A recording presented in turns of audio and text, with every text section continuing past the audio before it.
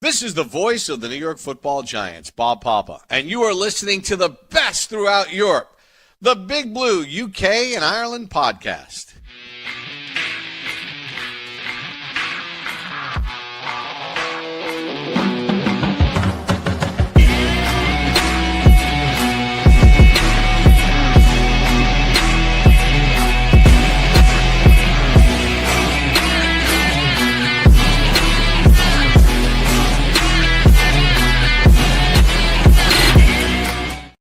Welcome back, Giants fans, to the latest edition of the Big Blue UK and Ireland podcast. As always, we are proudly in association with Annie's Man Club.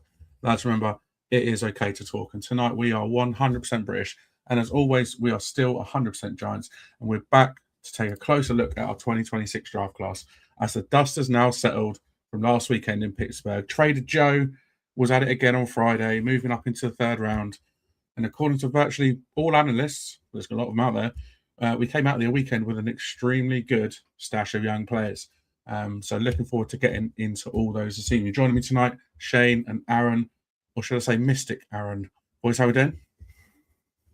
Yeah, not too bad. Obviously, I've been. It's mad to think the draft was a week ago already. It's kind of like where's that week kind of gone? And I suppose in some ways it merges all into one over a few days because like you kind of up like Thursday night, get to bed late, and then you do it all again Friday night. And I know I don't think any three of us was watching on Saturday because we all had other plans and commitments and that. But yeah, it's mad to think kind of where's the week gone really. Yeah, it's I'm not a big like sleep in guy, so for me to sleep in, crazy. So Saturday morning, I didn't get out of bed until after 12, which is like I can't remember the last time I did that. Like it's not normal for me. So and I don't work night shift, so I don't have an excuse or anything like that. So yeah, it was definitely a recovery Saturday before I went out for my my mate's wife's 40th. Birthday party, so that was another lie-in on Sunday. So yeah, that was a good night. Just to take a little bit of a diversion while we're here, I wanted to bring something up. So you'll find it in the description, the links. But today is JTT Cup Donation Day 2026. So for those who don't know it, we had Matt on the podcast about this time last year. Matt runs a fantasy best ball competition. It's the UK's largest charity best competition, and essentially donate whatever you can to the great charity, the Joshua Tarrant Trust, and then sign up on the form to sign up into the best ball competition. You'll place it in a division. Best ball, if you don't know fantasy football, it's actually kind of the best thing. It's a great time to talk about it as well because all you do is draft. So you draft your team, and then each week the best scoring players on your team get put up into your lineup. And what you have to do is come in the top two, effectively in your division, and you'll qualify for the playoffs where you go against the other division winners. And basically you just got a top score each week to go past the cut until the final, and then the winner and champion of the JTT Cup will be the winner, and you'll get a spot in Scott Fish Bowl the following year, which is, if you don't know about the Scott Fish Bowl, that is the biggest fantasy football tournament in the world and very exclusive to get in. So yeah, it's in the description. Follow it out. Even if you don't want to play, give a donation today. That would be much appreciated. I think they're on. When I looked about an hour ago, they're about £150 short from £61,000 donated all time, and about a similar amount for their highest ever in a single day as well. So if you can do that, that would be great. And if you want to talk about best ball at any point, send me a message, and I can give you some pointers if you're new to best ball and want to give it a dabble. This is a great way to try it. I've signed up. It sounds like fun. I'm going to give it a go for the first time because why not? If all you have to do is draft and leave it be, then happy days. Sounds like fun. That's the best part of it, though, isn't it? Like, you don't have to go, oh, for fuck's sakes, man, I played this wide receiver who got me 3 points while some unknown absolutely balled out in the game of a lifetime with 28 points. Well, on the bench, yeah. Your team, happy days. Yeah, and you don't have to worry about waivers, inactives, anything like that. Obviously, your lineup is locked. So I had a very unlucky team last year where where basically 3 of my quarterbacks were all on IR, so I had no starting quarterback, which is very devastating to your score. But that's luck of the draw, right? So you just make sure you've got enough people on your roster to come into the season. You don't want 6 quarterbacks, you don't want 2 quarterbacks. Sounds like it sounds like good fun. And at the end of the day, if it's for a good cause, for charity, then hey, I'm all in. It seems like a really great cause. And yeah, the more money they can make, the better. So appreciate the heads up on that, Aaron. It's gonna be good fun. For strangely enough, actually, Saturday I was at a 40th birthday party as well. So how weird is that? And also, you talked about getting up. I was at a birthday party. Well, what? I was at a birthday party as well. I don't know what the age was. It was a birthday party. What? Yeah, well, it's probably closer to 30 than 40 to you, Shane. No, weren't mine. It's someone up higher up, I think. Oh, fair. But yeah, I was getting pictures. That Shane was being a bit deceptive there because he went to it and it was a bouncy castle. It was like a niece or a nephew's birthday party. Oh, you know what? I'd be all over the bouncy castle, mate. If that's me, all over it. Fucking love a bouncy castle. Anyway, I digress. Where was I going with this? I can't remember. Oh yeah, you said about you getting up at midday. I got up at 2 p.m. on Friday afternoon after round 1. So yeah, I was awake a little bit late. Keith, I'm sorry to hear you weren't at a birthday party, but I hear you are off to Norway. So enjoy your time in Norway, mate. It's absolutely stunning. If you are watching live, as there are clearly some people, get involved in the comments, send us your questions. Let us know what you think about our draft class as well. Don't forget to like the episode, subscribe to the channel if you haven't done already. And for audio listeners, Aaron, how many stars are they giving us? 5 stars. 5 stars, like our 5-star number 5 pick. Yeah, that goes nicely. Yeah, 5-star rating on your podcast platform of choice would be fantastic. The link, the QR code in the top right corner has appeared. You can also now buy us a coffee or a beer or whichever drink you fancy. Head over to buymeacoffee.com/Big Blue UK Ireland, and you can also find the link in the description. Feel free to donate to a great cause in providing us with either an alcoholic or non-alcoholic beverage at some point in time. As usual, we're going to crack in as the news is up first. Following the conclusion of this year's draft, there was a glaringly big Dexter Lawrence-sized hole still in the middle of the defensive line. And in the last couple of days, it's been announced that we've signed 2 defensive tackles in Shelby Harris and, probably going to destroy this name, but Leki Fotu. Great name, must say. Shelby Harris comes to us from the Cleveland Browns. He's been in the league for over 10 years. Drafted in 2014 in round 7 by the Raiders.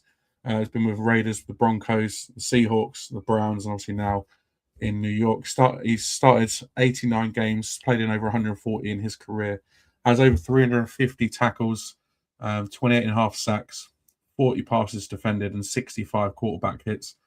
He's 34 years old, and he went to Illinois State. He's 6'2", weighs around 300 pounds or just under, so not a bad sized guy to have in the middle of that defensive line. I think he's going to look like a rotational piece with the other guy potentially, Leki Fotu. He's not like a consistent starter level, but he's definitely like a good rotational piece to have in there. He's very, very good in pass rush, but not so great in run blocking. Can line up as 3-tech or 5-tech, more of a sort of penetrator, sort of disruptor in the line than just that pure wrecking ball that Dex was previously. He's never really sort of been the focal point of a defense, but he's just sort of been there, plugged that hole, and coaches trust him. And his pass disruption is one of his biggest strengths. He's, like I said, defended 40 passes in his career, which is pretty elite for an interior lineman. And his interior pass rush and his versatility as well are both strengths of his. However, like I said, his run defense isn't great. He doesn't consistently do well against double teams. And he's not really the guy you kind of want as your primary nose tackle anyway. So maybe, like I said, it's going to be used as sort of a rotational piece, situational football. We know it's going to be a passing down or play action, if you will. And the fact that he's in his mid-30s kind of says like it's kind of a limited upside. And he only had 1 sack last season, so maybe his production's dipped off a little bit. But looking at sort of where he fits in, potentially he's going to see up to sort of like a 50% snap share. Like I said, situational pass rush, early down depth as well. But don't expect to see him on the field for 78% of the snaps in a game. On the other hand, Leki Fotu is that archetypal nose tackle. 6'5", 335 pounds, young as well. Drafted in the 4th round of 2020 out of Utah by the Arizona Cardinals, and then played with the Jets, and that's where we've picked him up from. Started in over 20 games, played in over 50 games in total in his career. 90 career tackles, only 3 sacks. However, his run defense is where he is elite. Again, he's that sort of true nose tackle, line up in a 0 tackle, 1 tech over the centre or just sort of off to the side. Double teams, he eats them, and he can control the gaps as well. And he looks like, again, like I said, that proper nose tackle, that run stuff in nose tackle that we need, because our run defense, as we saw last year, was pretty shocking. However, his weakness and his weaknesses, should I say, are in the pass rush. So it's almost like we've signed 2 players to replace 1. Makes sense.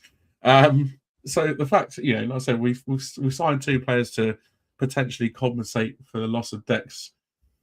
Shane, you surprised you didn't go after a stud defensive tackle in the draft instead? The problem is, and I said this kind of before the draft, so realistically, people either want to come away with a linebacker, a wide receiver, a cornerback, or a defensive tackle. That's 4 positions that people wanted, but we only had 2 firsts and a second rounder. So we were never going to get a stud of those inside the top, 37 picks we had. We can only get 3. So some had to give, essentially. Some had to be sacrificed. Yeah. And at the end of the day, we hope we got the linebacker, we hope we got the guard, we hope we got the cornerback, and then we've moved up for a wide receiver. The Giants had that many holes this season in the off season that couldn't just plug all the gaps. That was going to be impossible to do. And at the end of the day, this isn't a short term project. It's probably going to take at least 2 off seasons with Harbour to mould this team as to how he wants it to be and to really put his stamp on it. So you could have the conversation about, am I surprised they didn't take a defensive tackle instead of the guy in the second round who we'll talk about later on? That's maybe a kind of different conversation. But like I say, at the end of the day, that couldn't fit all the holes they wanted to with starters out of this draft. So something had to be sacrificed. And, maybe they just think with the edge guys that they've got, and obviously bringing in the linebacker they've brought in free agency and the draft, that's going to be enough to be able to stop the run.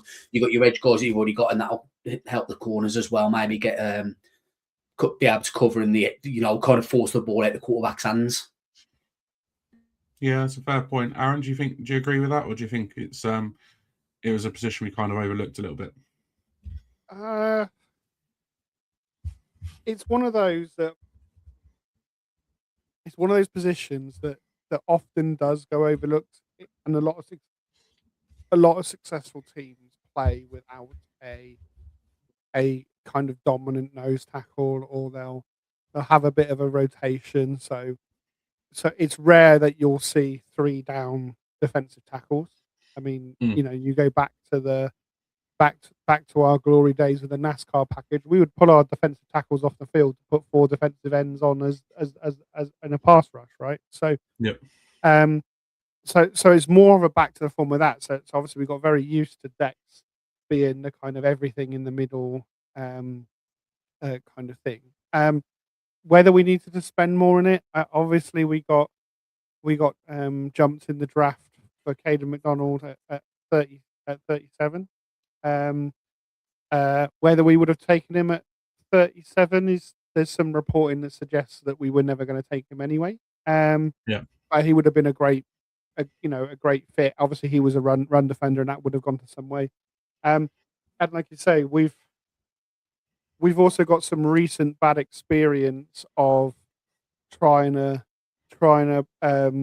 plug a hole on the roster with guys off the street type thing. Obviously, a couple of years ago, it was interior line. The last season, obviously, because of injuries, it was linebacker. So we've not had much success. Before we drafted Neighbours, it was wide receiver as well, right? So it was like guys off the street trying to get.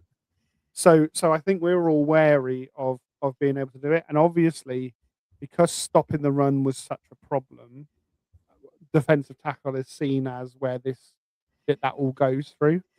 Maybe the one sign of hope is that it was scheme that was the problem last year, and actually we'll be able to fix some of the with the type of scheme that we're going to run. We're obviously moving to a more of a 3-4 base scheme, but obviously, given the defensive looks and everything else, that scheme can be quite multiple.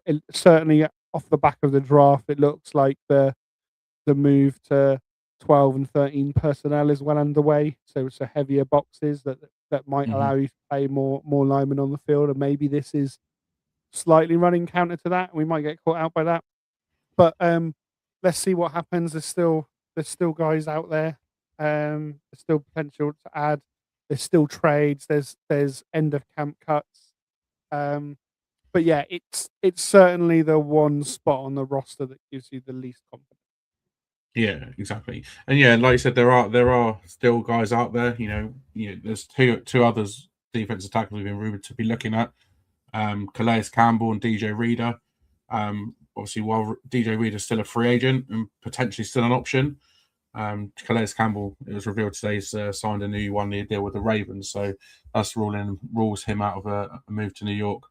But obviously, DJ Reader would kind of be that direct replacement for Dex.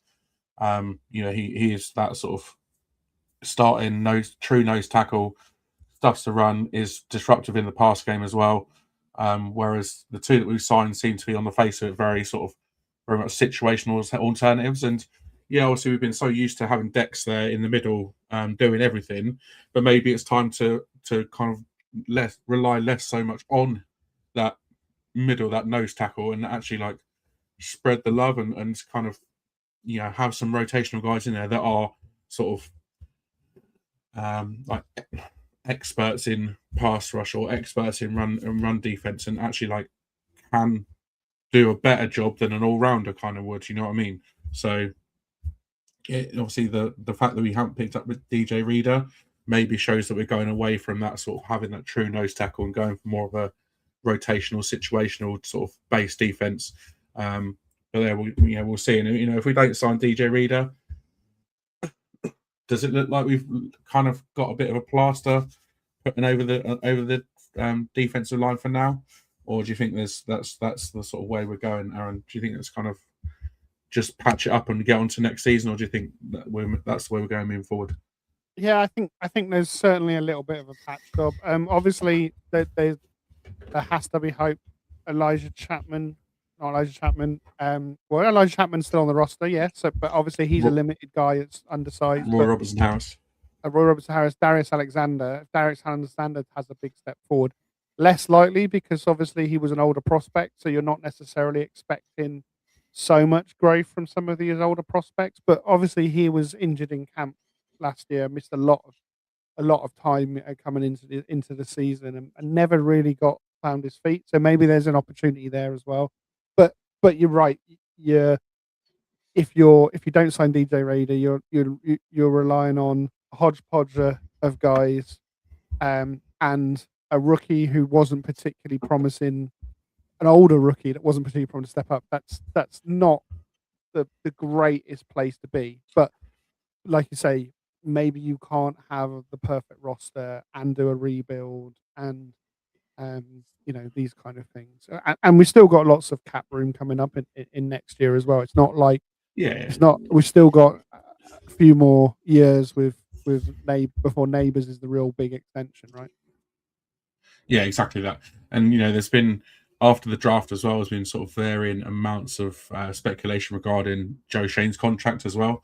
As he's in the last year of his current contract, so the sort of decisions that we made, like, do we extend him now? Do we wait for him to go through this season and potentially look at either extending or releasing him at the end of next season, or do we even release him, fire him now? There's so many different options out there, but what's your play if you're John Mara, Shane? Do you extend this contract now? Do you let the season play out, or do you get rid of him now? Extend him, yeah. I'm of the opinion you just let it ride out and kind of see what happens, because I think let's say you don't extend Joe Shane and you get to the end of the season and John Harbour says to John Mara, I've got no issues with Joe, but I want someone I want to bring somebody I want in. There's already been kind of little murmurings that maybe someone like Dawn Aponte could be stepped into that role. And if Dawn is brought into that role, she's already in the organisation, so she's already going to be maybe doing things in the background. She might even get tipped off basically by John Harbour turning around and basically saying, "Look, I don't know if Joel's going to stay here next year. If you don't, I'm going to be pushing for you to come in as GM potentially." Or maybe you recruit from within. Maybe you go for Brandon Brown, for instance, and elevate Brandon Brown from assistant up to general manager. So that way, you're still bringing somebody that's been around the organisation for at least the last 12 months. This is talking, obviously, in about January time next year. So you got somebody who's already in with the organisation. Yeah, someone who's already in the organisation, somebody who knows how John Harbour works, because I've worked a bit of time with him, and somebody who's probably going to have already been doing a lot of the pre-draft processes that you need to be doing. It wouldn't surprise me if maybe you do hear that certain people who are closer to John Harbour go out to watch college teams in this upcoming season, and they're doing a lot of the skating on John's behalf. Not saying Joe Shane won't be doing it. He'll obviously be doing his normal day-to-day stuff, and that would be it. But it wouldn't surprise me if you find out that some people closer to John Harbour are going out and doing the scouting on John's behalf. Yeah, and I agree with what Darren said. Changing GM now isn't going to change much this season. It's not really. Realistically, it's almost like this year is his kind of like prove it year, right? And I can, he seems to have built a quite a good working relationship with John Harbour, but at the same time, that could all be a bit of a smokescreen in terms of let's look good in front of cameras, in front of the media, whereas actually behind the scenes it could be slightly different. Who knows? Do you think the end of this season's curtains with Joe Shane, Aaron, or do you think he's got a future at the Giants? So I think just on Darren, it's not about this season why you make the change now. It's about next year's draft and preparing and next year's free agency and preparing the roster for next season. So it's much better to have your GM that's going to lead that process, because let's face it, that is the point of the season, that the GM does take the lead, right? It's much better to have them live through the season, understand the value that the locker room puts on people, the coaches put on people, that kind of thing, so that you're set up for next season. So if that person is not going to be Joe Shane, then why hold on to him now and you have someone else in the building? If that person is Joe Shane, surely he's going to feel much more confident with an extension. Doesn't stop you from firing him at the end of the season if you do extend him now either. Just cost the owners a little bit more, but it doesn't stop you doing it. The only exception to that, and this is what Shane brought up, right, is if your next general manager is already in the building, because that kind of makes it a moot point, right? You let him sit in the role. Your other, if it's Dawn, she's going to have all of the experience bringing somebody in now without the turmoil, without that kind of thing. anyway. So, yeah, I think obviously the only thing that you can do is the trade deadline in season, where that's trade players away, trade draft picks away for assets. That's obviously the last point that you can affect the roster this year, but also what kind of capital you're going to have in a thing. So obviously we know Kayvon Thibodeau is out of contract, and will be a free agent and unlikely to be re-signed. So do you trade him at the deadline and get your fourth? Because this is the thing: if he's re-signed, you'll get a comp pick for Kayvon Thibodeau, but you won't see that until the 2028 draft. Whereas you might finally use him for the first half of the season, depending on whether we're in the hunt, out the hunt. That you could trade him then for your fourth round that the Saints were willing to pay. There might be someone willing to pay the fourth round at mid-season, right? So these kind of things, and that's where the GM and having that long-term GM in there who's shaping the roster would be better than a guy that's going to go at the end of the season. Yeah, well, going by what the chatter is during the draft, we were offered a fourth round pick during the draft for Kayvon, and it was turned down. So it was almost a case of like, if we were offered it during the draft this year and we turn it down, why would we then accept it? At the trade deadline going into next year. I think it's because you're going to lose him anyway. The likelihood is you'll get a fourth in comp pick, maybe a third, but like I say, you don't get that till 2028. If you're hoping that we're at mid-season and we're coming off a visit to Munich where we're 9-0, right? And Would be nice.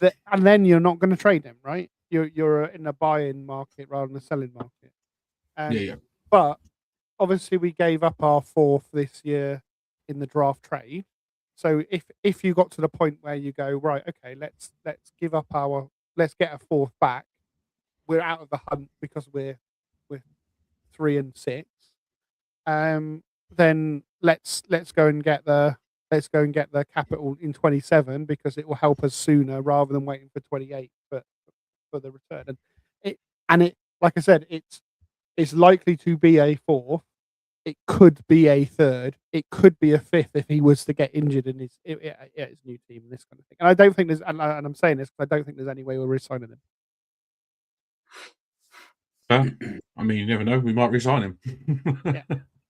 We might re-sign him. So yeah, no, it's all valid points you make, and for Joe Shane, like I said, it is almost kind of like a prove it year for him. I think we just let him ride the season out and see how it goes, and then make a decision on it come the end of the season. I think he's this last year and this year in terms of drafting. I think he's done a much better job than he has done previously in the first 2 years.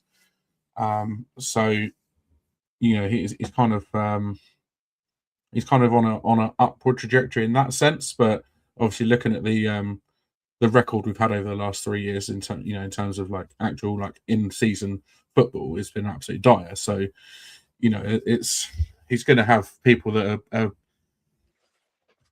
making a case for him. He's going to have people that are making a case against him, and it's almost a case of like, do we flip a coin at this point? There's pros and there's cons to it. So that's why the big guys, and that's why the owners and John Harbour get paid the big money to make the big decisions, because it is going to be a massive decision, at the end of the day, whether we keep him on or not. So, we'll keep an eye on it, obviously, in terms of his contract situation, and obviously if there's any updates or any latest, we'll obviously bring you that news as and when it comes.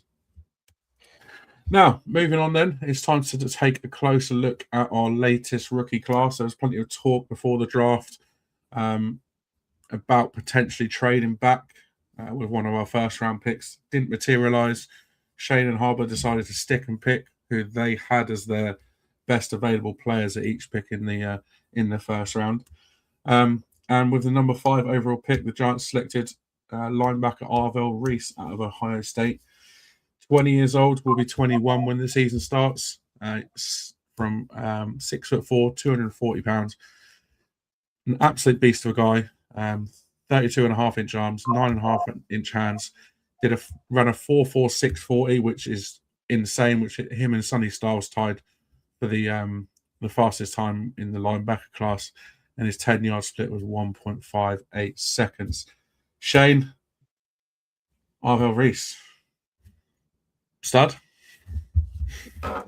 Yeah, so I mean, like, kind of just on the numbers you spoke about. I mean, his 40-yard dash is 100th percentile. His 10-yard split was 94th percentile. So, you know, I mean, I think the one thing that stood out from when he attended the combine, along with Sonny Styles, as you say, was G's athletic freak. That's the first thing that comes to your mind. Now, it is interesting. He worked out with the linebackers at the combine, but a lot of people have seen him as an edge, and I know he was in my top 5 as an edge, Kev's top 5 as an edge, and also Aaron's top 5 as an edge.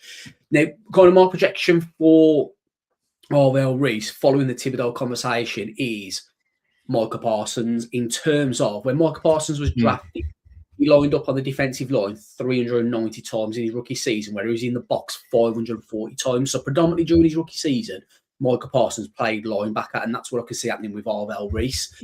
Tied in that with Thibodeau. Thibodeau leaves next off season, and then I think you're probably going to see Arvell Reese drop down to playing edge predominantly, much like Micah Parsons did. You know, his second season, Micah Parsons was on the defensive line for 859 snaps, with just 195 coming as an inside linebacker. So what I can kind of see happening with Arvell Reese is we're going to use him a little bit of both, to be honest, at times. You know, we're going to play him in inside linebacker, we're going to play him on edge, mix him around back and forth. But then next year, when Thibodeau's gone, we don't need to draft an edge guy, because what we can do is we can just drop Arvell Reese down into the edge, and then in free agency or the draft, you can just pick up another linebacker, or you can, one of your linebackers progresses that you've drafted this year, who'll get mentioned later on. I mean, if you look at what he did at Ohio State this past off season, he was kind of a much of a muchness. He was 327 snaps on the defensive line with 286 coming in the box as well. So again, you know, he kind of that's kind of the numbers I could maybe see him doing with the Giants, kind of 350 on the edge, and then kind of maybe 250, 300 as an inside linebacker. But you look at his stats for this past year: 651 snaps, 13 hurries, 8 sacks, 36 tackles, 27 pressures, 6 quarterback hits. He had a rush win rate of 13.7% and a missed tackle of 6%. So you can see kind of why he was projected as an edge guy. But I think it plays into our hands in terms of where he can play, because, you know, the old mantra is you can never have too many edge rushers. And that's kind of what the Giants have got now. You got Thibodeau, you got Burns, you got Carter, you got Arvell Reese. If God forbid one of them was to get down injured, you're not stressing about it as much, because you can turn around and say, okay, you know what, we can drop Arvell down there. Yeah. And likewise, if one of the linebackers goes down, you say to Arvell Reese, look, okay, this year we predominantly need you to play linebacker for us. But, you know, he's a true junior last season. His first year as a full-time starter at Ohio State. And like I say, he predominantly started the season at Ohio State as a linebacker. About October time, he was on my radar as an inside linebacker. And about that point, he started to come off the edge a little bit more. And that was when I started to think, okay, maybe I'll see him more of an edge guy. But in terms of kind of his projection in the NFL, I said at the time last week when we were talking about it that he's got David Bailey for me had the higher floor, but I think Arvell Reese has got the higher ceiling. And Arvell Reese for me is one of the players who I personally think he's going to be a boom or bust player.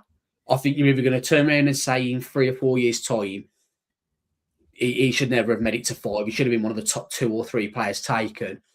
Or you're going to look back and you're going to turn around and say, that was a bust of a pick. I don't think there's no kind of middle ground with Arvell Reese. I think he's very much going to be a boom or bust. And obviously, as far as we're concerned, we want him to boom, boom, boom. So, you know, he's going to be a project to begin with. There's going to be some teething problems, I think, with him. Like, you know, he's only 20 years old.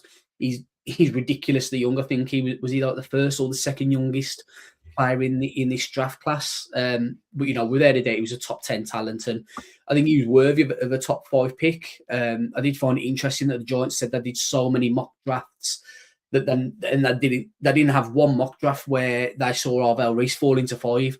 Yet we did one last week and we had Arvell Reese fall into 5. So I think, you know, it was probably the worst kept secret what the top 3 picks were going to be in Mendoza, Bailey, and Jeremiah Love. So I do think there was always the possibility that Arvell Reese would go to us at 5.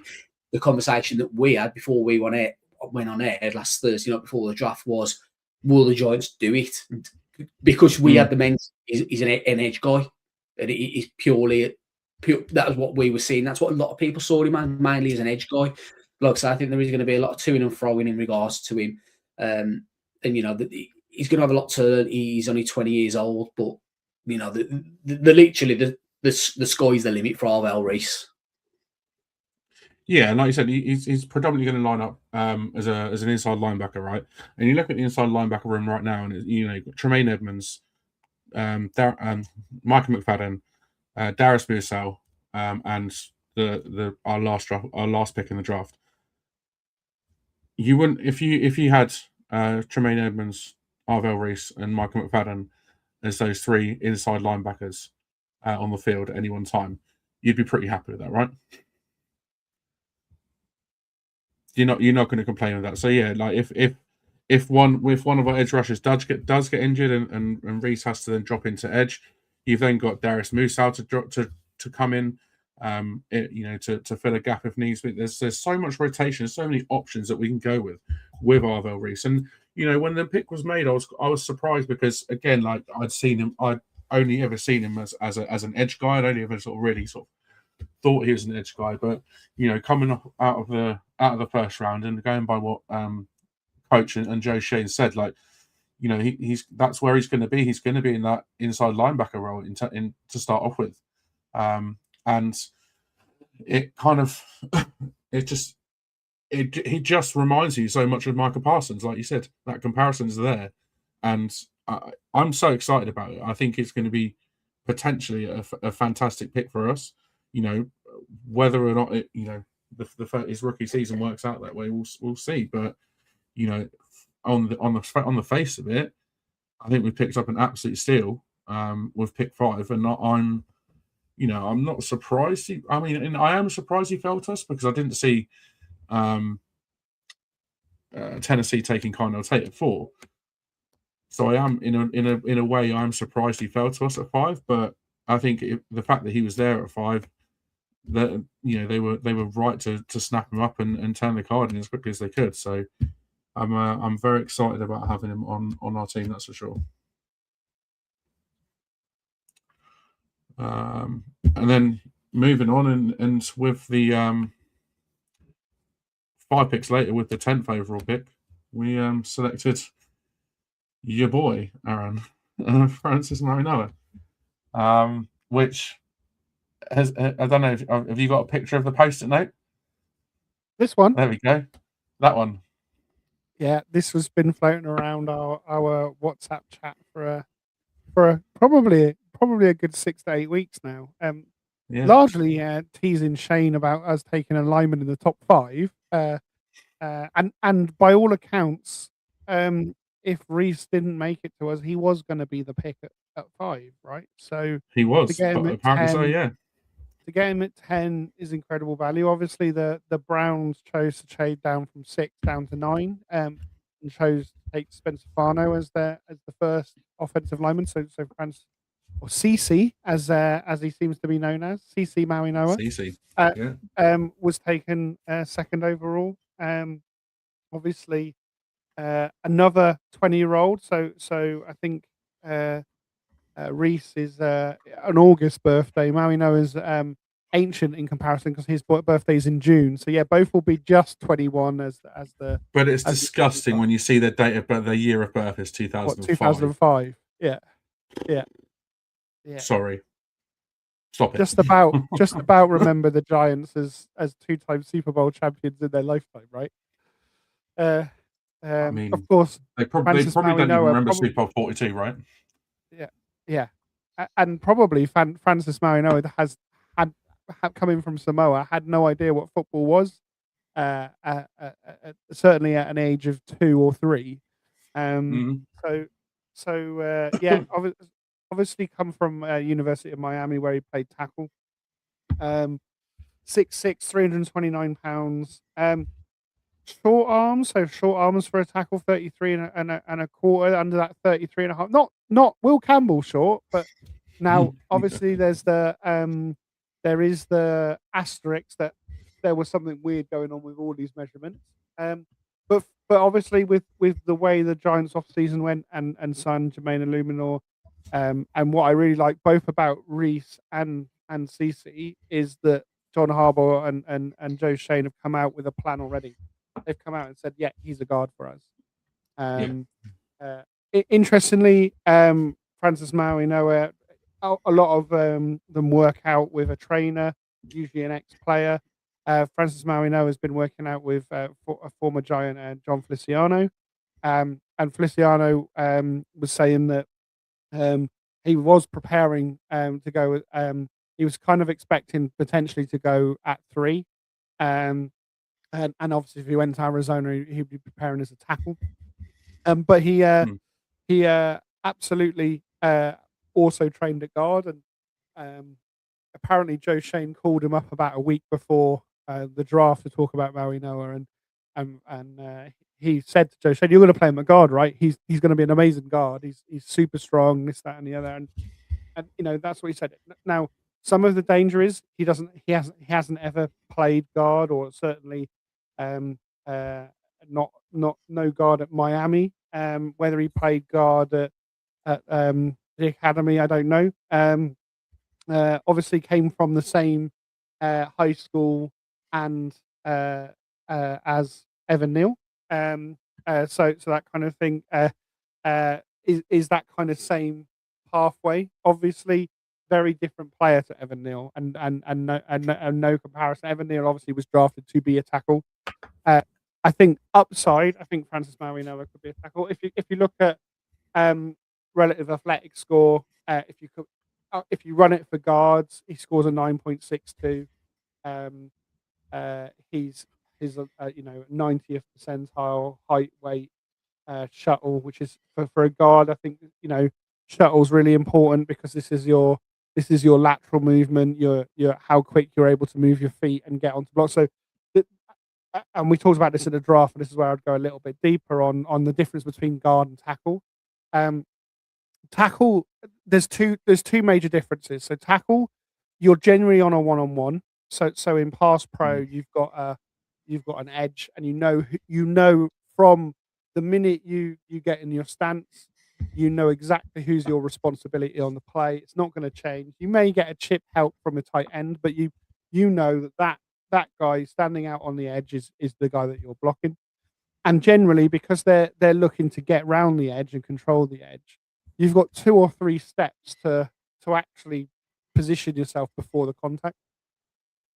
When you move into guard, everything happens quicker. So one, you're generally after your first step or on your first step, you're making contact. But because defenders can move around, because they can stunt and move, actually the guy you're blocking might not be the guy that's lined up heads up over you or with a shade on you or these kind of things. So there's a big mental aspect to it, and if it feels like CC might be a guy that can handle the mental game. He's a maths major, so he's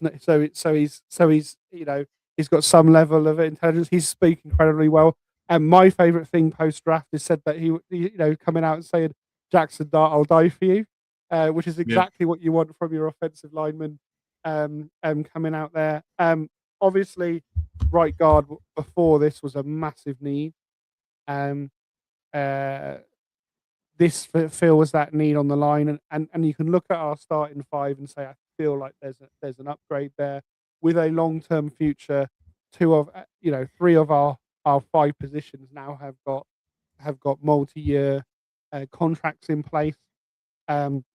Whether you move him over to the left and have the competition at the right, I think unlikely this year. But obviously, John Runyon, you do save $9.5 million if you cut him. Don't think we need to cut him. I don't think the cap's under that much pressure, so you may as well have him because he's certainly the 5th best lineman that we've got, right? So you don't want to move on from him. But there's that option that you filled one of those spots, and if you do get an injury at tackle, we've got Bo as the swing tackle that we're hoping to develop, but also there's a option a bit like Quentin Nelson, who's another RAS score kind of comparison to CC. You can move him outside to tackle in a pinch as well, and he'll get the job done. But I think he's a guy that would be a starting level tackle in the league. But I think he's a potentially a Pro Bowl guard, and nobody looks at Quentin Nelson and goes, he wasn't worth a top 10 pick. I think will be the same with CC. Obviously, the controversy for us was, and the kind of the reaction online is, one, obviously offensive tackle isn't a sexy pick, but it was that Caleb Downs was there available at 10, and obviously the second we passed on him, the Cowboys traded up to 11 to take him, just the one spot, obviously. So we were gonna, Of course they do, because it's and Dallas. Obviously it's much to Malik Neighbours' befuddlement on the stream that he was on with Bleacher Report. But I think I think we all would have liked Caleb Downs, that generational talent and everything else. But I think there was an intention to take one of these picks on offense and one of these picks on defense. Obviously, with the wide receivers going as well, I think this was the obvious choice if that was what you were going to do. We got the defensive player first. I think if we'd taken Maui Noah at 5, I think that the pick at 10 would have been Caleb Downs. But I think it's one of these things that we're going to get a really close look at, right? Was it right to take Reese over Styles? Well, he's a commander, right? Was it right to take Maui Noah over Downs? Well, he's a Cowboy. We're going to see them a lot over the next 4 or 5 years. So we'll find out. But it's certainly no knock on the players that we've got, because it's one of they're both excellent selections, excellent value of where we taken them. But there will always be these questions comparing this class and the players that we passed over as well. Yeah, just like I remember, there's always been that question over Michael Parsons, right? Absolutely. We passed up on him, and look at him. But talking to Michael Parsons, he was on that Bleacher Report stream with Malik Neighbours, and they had Maui Noah on there at one point, and he gave as good as he got, because he said to Michael Parsons, look, no smoke, I'm ready. I'm ready to take you on, like, because we play the Packers this season, and he was like, I'm ready to take you on. And I think it sort of took him a little bit by surprise, like, oh damn, like, okay, this young guy's saying like he's ready to take, okay, bring it on, sort of thing. So I like the attitude of him. He seems like a really sort of humble, down to earth guy that hopefully can bring a lot to this offensive line. Yeah, and he did. Humble was the right word, right? So he did it in a way that, look, I'll have to watch the tape, I'll have to prepare for you, but that's what I'm here to do. Not oh, I've got you in my pocket, you wouldn't be a challenge. It was, I want to play the best. I want to go up. I'm going to prepare. I'm going to prepare. I'm going to come in prepared and ready to face you, like any good player would, right? So yeah, I'm dare I say I'm okay with the pick. I'm okay with the pick. I would have preferred to have Caleb Downs, but I feel like we filled a pretty big hole at that right guard spot, and so I'm not too dissatisfied with it. Shane might disagree, but I'm not too dissatisfied with it. All right, then into the second round, pick 37. We selected cornerback Colton Hood from Tennessee. 21 years old, so again, like, stupidly young. He was born in 2005 as well, but in February. So again, with the young guys, like, I think I've read something somewhere we've got the second youngest draft class this year, or something crazy like that, because all of the guys we drafted are incredibly young. So it adds to our already young roster, so it makes it particularly exciting. Like I said, out of Tennessee, he was played at Auburn in 2023, Colorado in 2024, and then Tennessee last year. Shane, cornerback, round 2, like, was it expected?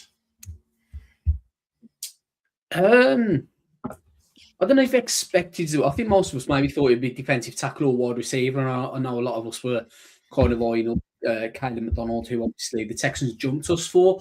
There was a bit of chatter kind of after the draft, turning around and saying that it was actually down to the Giants were torn between Colton Hood or it was going to be Denzel Boston. And that's kind of where I thought it might be D tackle or wide receiver. I expect him to dress cornerback, but I'm not sure I expect him to dress it as early as what they did. But I understand why with Colton Hood. I think me and Kev had him at 3. We only had Jamod McCoy in front of him, who obviously had some medical red flags. I think, Aaron, did you have him with 3 or 4, maybe even 5? I can't remember. I think I had him at 4, I think. Yeah, so look, again, it's another one who was in our top 5. So, he was at Auburn in 23, but he actually redshirted that year. And then the season after, he actually backed up Travis Hunter in Colorado. Obviously, Travis Hunter, he's predominantly going to be playing cornerback now. And then Colton, he transferred to Tennessee in 24, and he was going to be a backup again there. Jamod McCoy was going to be the cornerback 1 there, Colton Hood cornerback 2. But obviously, McCoy went down with his injury, and Colton Hood kind of got thrust into the role and, really performed beyond expectations. 5'11", 193 pounds, 31 and 3/8 arm, did a 40-yard dash in 4.44, which is more than acceptable. Cornerback running 4.4, you're quite comfortable with. And when a player gets described, physical press corner with good frame and average length, the main thing that seems to be with this is that the word that's used for him is physical, tough. What that's going to translate to, especially his rookie season in the NFL, is flagged. Expect a lot of on Colton Hood in his rookie season because, number 1, he's a rookie cornerback, and number 2, he's a little bit handsy for my liking. That's not saying I don't like the picks. I do. This is probably my favourite pick of our entire draft class. In all honesty, I love the Colton Hood pick, but because he's a little bit physical and he's a little bit handsy and he likes to press, that's going to get flagged a shit ton more than what it does at the college level. At the college level, they let a lot of it go. In the NFL, they're not going to let it go.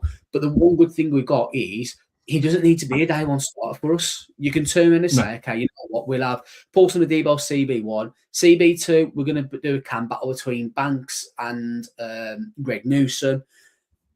Colton, you're going to be in that battle as well, but we're not expecting to win, but if you do, fantastic, absolutely great. But there's no pressure, and it might be a case you see Colton come on as the second half of the season goes on.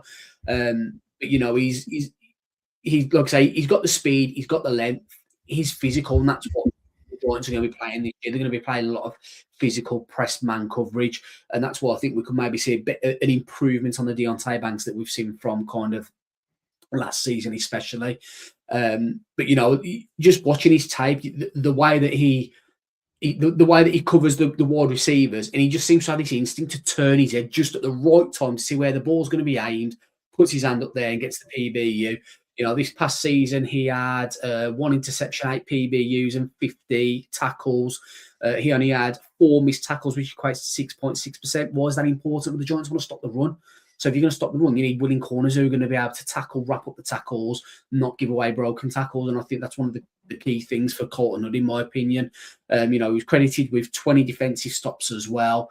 He was targeted 52 times, gave up 53% receptions for 318 yards and just the 1 touchdown as well. So, as I say, this is probably one of my favourite draft picks. This is probably my favourite pick out of all the draft picks, to be honest with you.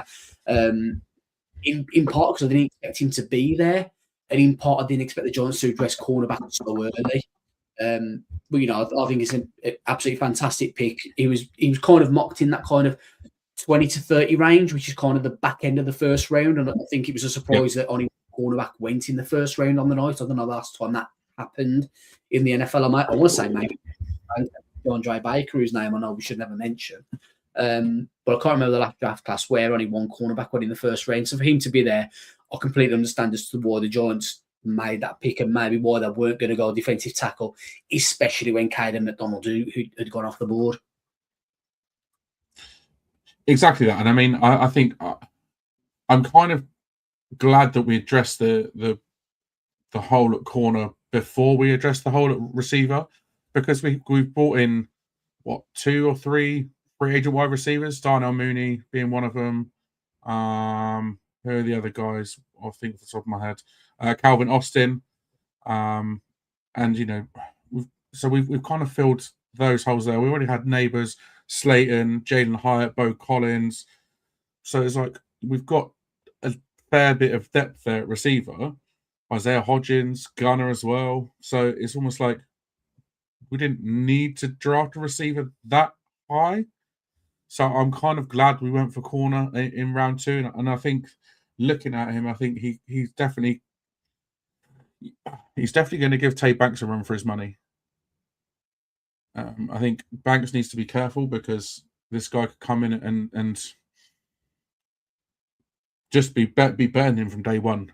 I really do. And I think I'm just trying to find out when the last time only one cornerback was drafted in round 1. 2019, yeah, DeAndre Baker, yeah. He was the only one drafted in that round 1. So it's been a few years, right? But yeah, like the fact that he fell to us at 37, happy days, because I think it could be a bit of a steal. And he might not only be coming for Banks's spot on the roster. I saw a video with saying that this was before the draft on the red carpet, I think, saying what number he wanted to wear, and he said he's never been able to get the number he wanted to wear, and the number he would not want to wear would be number 1 or number 2. Obviously, the current owner of the number 2 jersey is Banks. Yeah, I mean, in all likelihood, is Banks going to give up? No. he's going to want a fair compensation to give that up. But no, I think it's. I feel the team should have a say. If he wants your number 2, he's having your number 2. If you don't like it, get out of it. Yeah, fair. I mean, it's almost like they say, when the players have got it, like they own the jersey. It's like, no, they don't own it. Like they're just wearing that number. Like why? I've always thought it's crazy. Yeah. The NY, that's who owns it. Yeah, exactly that. And I always thought it's mad, like that players, if they want a particular jersey number, they like will pay for like the player who's already got it. Like they'll pay like extortionate amount or like buy them stupid gifts and things like that. It's like just like if you really want that bad, just give it them. At the end of the day, does it really matter what number you wear? I mean, I know some people like superstition and whatever, but if number 1 and number 2 ain't there, just pick another number. There's plenty of numbers on the roster that are available, so just pick another number. But yeah, I like for the Giants. Say again. Or he's left for the Giants. Yeah, there you go. But yeah, no, I like the Colton Hood pick. I think it's definitely a position we needed to address, and I think I'm glad we addressed it early on day 2. So happy with that. Okay, still on day 2 then. This is where Trader Joe came into play. The Giants traded up to pick 74 with Cleveland, giving up our 4th round pick this year, pick 105, our 5th round pick this year, pick 145, and a 4th round selection next year to move up 31 places in this year's draft. Good value. Do you reckon it's good value to give up those 3 picks and to move up that many spaces? Don't know. Obviously, there were only 3 2027 draft picks traded, this being one of them, because everyone's expecting the 2027 class to be the greatest of all time. It's going to be fully loaded, this, that, and the other. Will it be loaded down into the 4th round? Who knows? Obviously, there's an expectation, depending on playing time, that we may qualify for a compensatory pick, and we might sneak a pick back in the 4th. So we might get that one back, or if it's not the 4th, at least the 7 picks back. Well, I mean, overall, like looking at lot on the face of it, 105, 145. You know, the start and middle of day 3. I think to move up 30 spaces back into the 3rd round to take someone they were clearly looking at and clearly wanted. That's obviously why they moved up, right? Yeah, I'm not too by all disappointed. accounts, I'm not even that disappointed that we gave a 4th round pick next year, because if it works out, then that could be seen as a pretty good value trade, right? yeah, so where you can look at it is it was taking our 4th round pick, moving up. We were talking about a load of mock drafts that we were doing. Actually, the 5th round was a bit of a dead zone. You weren't getting a better player in the 6th round than you were in the 5th round than you were in the 6th round. So Exactly. giving the 5th up wasn't necessary too much. By all accounts, the um, the Dolphins, the next pick, were going to take him, and if you look, they took a wide receiver with the next pick, and kind of took a guy that was way down draft boards, right? Almost so like they reached for a guy. This was about the spot where Malachi Fields was probably expected to go, and then he steamed up a little bit with a good combine and Senior Bowl week. Yeah. Well, it wasn't a good combine, so obviously he ran a 4.61, which was considered poor. Um, uh, Maybe a faster guy than that, and the time wasn't great, but the Giants were relying on some GPS data that they had from him, saying that look, he's topped out at 21 mile an hour, which would suggest more of a 4.5 speed, and if he was a 4.5 Yeah. speed guy, he would compare quite favorably to like a Mike Evans, in terms of his kind of frame and his kind of athletic performance, but a 4.61, obviously it's a 42 percentile 40-yard split, and he actually had a a 25 percentile 20-yard split, so it's almost like he didn't get out the blocks very well, and that maybe affected his time. Yeah, exactly. Obviously, yeah. With the 74th pick, obviously we selected Malachi Fields out of Curtis Notre Dame, wide receiver.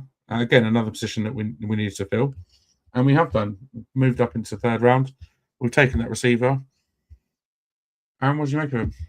Yeah, and the type of receiver that I think is good. So, what you would call a John Harbaugh receiver. He's 6'4", he's 220.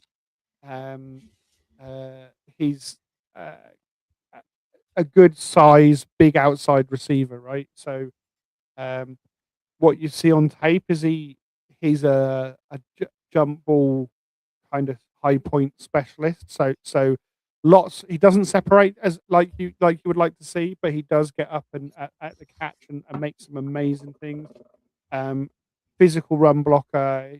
He is known to sort of pancake corners, and obviously with that kind of heavy run game, he'll see a lot of field time as that. Obviously, bigger size red zone thing.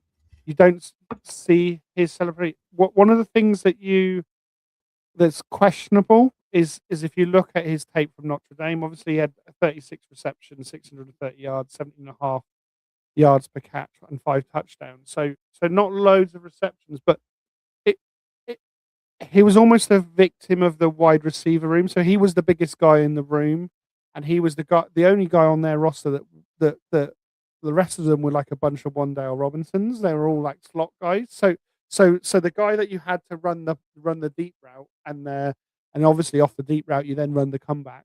His route tree is nearly entirely that, but I don't believe that's all he's got. Obviously, when he was at Virginia previously, he showed a bit more, and he's maybe more of he's got more game than what you see on the Notre Dame tape. Certainly was a guy that impressed at the Senior Bowl and was kind of like the player of the week at the Senior Bowl because of what he was able catches everything, right? So obviously we've experienced receivers that drop the ball and how frustrating that is, and how negatively affects EPA. So this is a guy that will contribute. The big concern is will he separate? Again, you're probably looking like he's a guy that will be a contributor this year. Whether he'll be this wide receiver 2 from day one, I think it's unlikely. But um, uh, he's got time to develop. He's not quite as young, but I think he's 22, so he's not one of these super senior prospects. coming in late. And just a guy that I think gives us something different to what we've got on the roster. Obviously, Slayton is our deep ball guy, but isn't necessarily the big X. So you can still keep Slayton in the deep ball role or higher if he makes the roster. And I think this guy gives us something else in the room that we were lacking that we'd like to see. Some people may say poor man's Ramses Barden as a bit of a Ramses Barden. Wow, that's a blast from the past. But that's the type of mold that this guy's expected to be. Yeah, I've heard good things about him in terms of the fact that he's got that, good at contested catches in the red zone. They'll be looking at sort of using him in that sort of X receiver role when it comes to again, like being in the red zone, that big body receiver that can get up high and make the catch. And that's kind of what we need, right, in terms of red zone, because our red zone offense hasn't been great the last few years. So I think his size. And if you look at Jackson Dart's tape, right, so when there's nothing on, he would always take a deep shot. So having a guy that's a contested catch guy on a deep shot, how many times did we see it this last season where he kind of hit Slayton deep and Slayton couldn't hold on to the ball? And how many more drives would that kept going? How many more touchdowns would that been? Let's ignore the OPIs that were never OPIs, but that kind of deep ball shot guy is someone that the thing, and you don't really want Neighbours doing that. You want Neighbours, running some more of the crossing patterns and the out patterns that he's really good at. But so yeah, this is a good fit. Yeah, and referring to our 2026 draft Bible, if you haven't got a copy, let us know, and we'll drop you on an email. His drop percentage from last season was just a measly 2.7%. So he's got secure hands, and that's what we need when it comes to red zone, because we know that Slayton gets the dropsies sometimes. So it's going to be good to have him in the team, and I think again he could potentially look at that wide receiver 2 spot as sort of trying to make it his and make a claim to it throughout the season. So could be a natural replacement for Darius Slayton. Who knows? But again, I like the pick. I really do, and I'm sure Kev has a lot to say about him, considering he was a fighting Irish guy last year. But there's lots to look forward to and lots to be excited about with him. That was our last pick of for 112 picks later. We had to wait 112 selections until we made our next pick. Obviously trading away that 4th and 5th round picks to move up and take Malachi Fields. The 186th selection in the 6th round was Bobby Jameson Travis, a defensive tackle out of Auburn. Now he is a bit of a super senior. He's 25. Will be. Interestingly, just small derailment here from the train of progress that we were making. Super Senior, April 2021. Wandale Robinson is 3 months older than him. It's mad, isn't it? Yeah. It's mad, and Wandale's been in the league for 4 years. Yeah, makes sense. Yeah, he's 25. He literally has turned 25 a matter of 2 days ago. Out of Iowa Western, but he played at Iowa Western for the first 3 years of his career. Transferred to Auburn. Iowa Western, never heard of him. There we go. But Shane, Bobby Jameson Travis. Do you know anything about him? BJT. You say 24 years old, 6'3", 328 pounds. Proper nose tackler, like a run stop. He graded 84.6 for his run defense grade this past season, which is good enough for 14th out of all defensive tackles. Very good. So flip side, his pass rush was 63.4, which is good enough for 317th. So as I say, he's probably he's like yin and yang with him and Darius Alexander. In all honesty, Alexander's going to get rush ability, 0 run stop.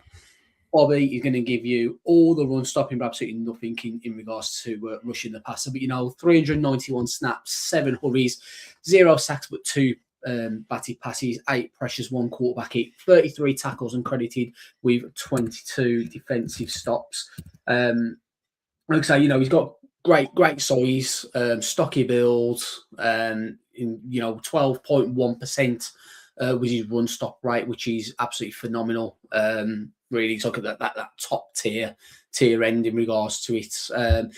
Lined up over the A gap 159 times, the B gap 186 times, and just over the tackles and outside the tackles are combined 50 times. So look, he's definitely going to be there, kind of that interior side of it. And like I say, you're not going to see him coming in for the kind of third and long. In all honesty, that's where you're going to see the pass rushers coming in. He's purely going to be there to try and stop the guys, kind of getting them 3 or 4 yards. But yeah, he's kind of.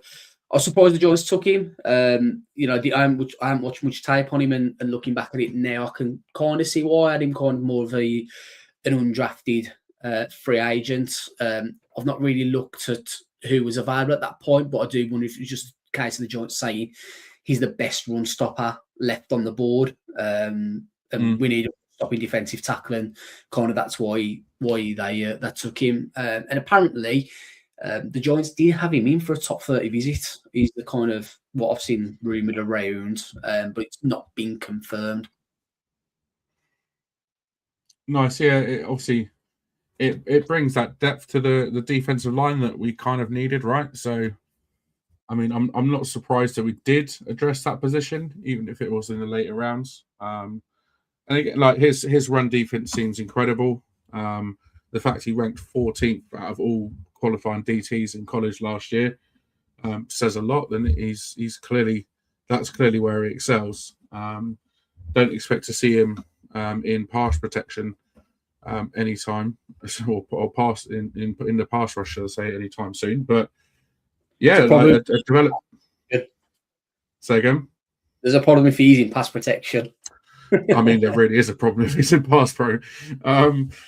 Look, obviously these later round guys, you obviously look to them as that sort of developmental pieces. Could offer something on potentially on special teams. You never know.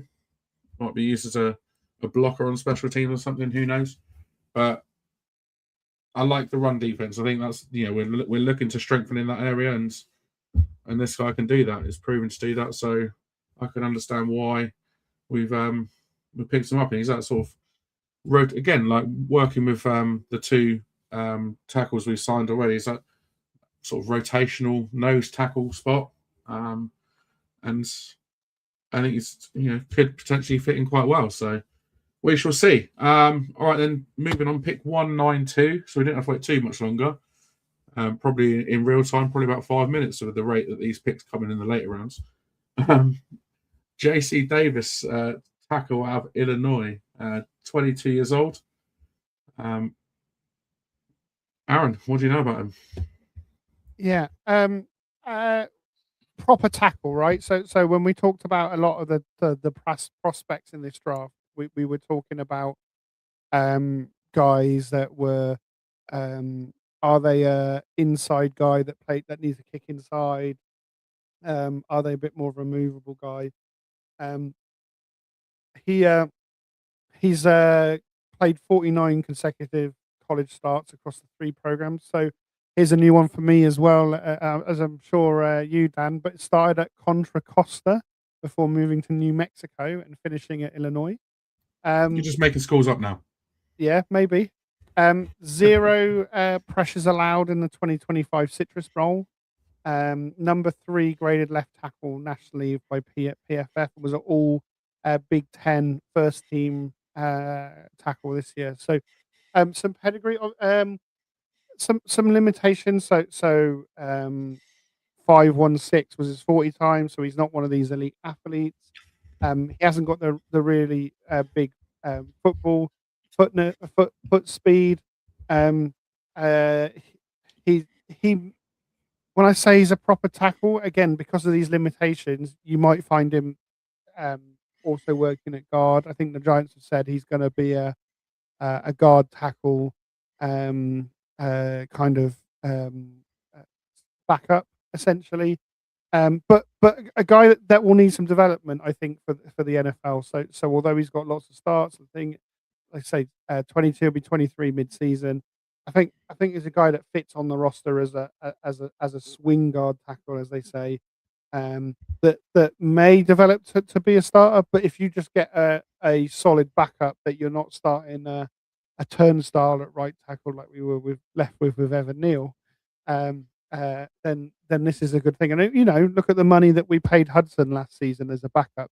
That's a valuable position in the NFL. So a guy that's athletically limited but decent tape.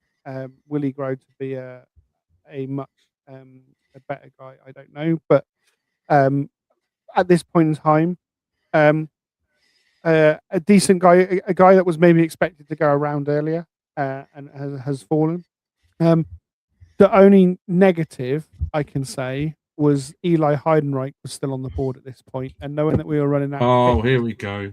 I'm sure I had to grade as an F. I know we're going to talk about draft grades in a minute, but there was only one team that got an A from me. Pittsburgh. Pittsburgh Steelers. Yeah. So so no other team got an A from me. Come on, how is our draft class not an A, man? Well, I we'll talk about it in a minute. We got your boy CC, so come on. We'll talk about it in a minute. We'll talk about it in a minute. I just thought, you know what, I want to have a look and see where Contra Costa College is. It's in California. It's a community college. There we go. And ex-alumni, Takaris McKinley, first round pick from the Falcons in 2017. He transferred from there to UCLA. But there you go. Never heard it before. It's a community college for those that want to know. Yeah, again, like I'm not surprised. Again, we sort of picked up a tackle in the late rounds. We can always do with depth on the offensive line, and I think it just kind of makes sense, right? To if you can pick up a guy that you can potentially develop and could potentially turn into the next star. You never know, because late round picks can go one or two ways. It's something that's in Harbaugh's kind of history with the Ravens, right? They quite often took day 3 tackles, day 3 linemen, and turned them into serviceable starters. And like I say, we know it's a position now where you're upwards of 10 million a year for a veteran that's a starting caliber. We saw some of the guards that went off the board this year, and we were panicking that we weren't getting the right guard and looking what they were being paid, right? So yeah, if you can get a starter or get a couple of starts out of a day 3 offensive lineman on their rookie contract, they're worth their weight in gold, and they're not light boys. No, and I'm sure he's probably ahead of Evan Neal in most step charts already. Not a doubt in my mind. And then we really didn't have to wait that long, because one pick later, with 193rd pick, our final selection in this year's draft was linebacker Jack Kelly out of BYU. He's 23 years old, so again, really young. Our draft class this year seems to be super young, apart from one. He played wide receiver and linebacker in high school, and he's a former BMX dirt bike champion. Who knew? Look at that. There is a clip floating around Twitter of him winning a televised race on a BMX. Oh, well, there you go. Have a look at that if you want to have a look at that. Shane, what do we know about Jack Kelly? Side note, what do you reckon made them pick Davis first and then Kelly second? What do you reckon comes down? I know it's not that deep. Do you reckon it's just a toss of the coin, or literally, it probably was a toss of the coin, because you're picking one after. It could be alphabetical by surname. It could be by positional value. Yeah, it'd be interesting to know. Positional value. How would that change in one pick? Well, tackles were more valuable than linebackers, right? So go for the more positional first. At this point, maybe it was whoever picked up the phone first, because Yeah, true. And if that was the real way it worked, that Mackay Lemon would be a Steeler right now. But instead, that's not how it works. Yeah. And he's now an Eagle. So Yeah. the same with Denver, right? Denver had the last 2 picks of the draft. So how do you decide which one's Mr. Irrelevant, right? Because one of them's going to be Mr. Irrelevant. Want that title, or would you not? Because Mr. Irrelevant gets summit. There's Yeah, a I think whole there's a whole week in his honor in that, like They go to Disneyland. Yeah. Look, we're going to That's pick what you I do. last. But actually, that's more beneficial because you're going to get a whole week celebrated. Good for you. Look. Yeah. I don't know, Are you we'll see. available on this week? No, you're going to go second to last. If you're available, yes, you're going to go last. Yeah, exactly. Yeah. But anyway, Jack Kelly, linebacker at BYU. Jack Kelly, my con for Jack Kelly is actually Michael McFadden. Nice. Michael McFadden is more of a pass rushing linebacker, and that's exactly what Jack Kelly is. You know, he generated 128 pressures on 476 snaps just across his career, which is a 22.2% pressure rate. He had at least 28 pressures in every season and career pass rush grades of 85.7, 91.1, 70.1, and 70.7 over the years 22, 23, 24, and 25. Very good.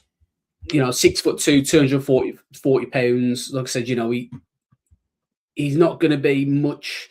He's not very good in the run game. You know, he had a 22.4% missed tackle rate, which is a little higher than what I kind of like to see, and a run defense grade of 65.0. So you know, he's going to be in that. If he does get onto the field, he's going to be on the field in them kind of, you know, pass rushing situations with your Darius Alexander, for instance. You know, maybe not too often will you see Jack Kelly and Bobby Jameson Travis on the field at the same time because they're going to be doing 2 different jobs.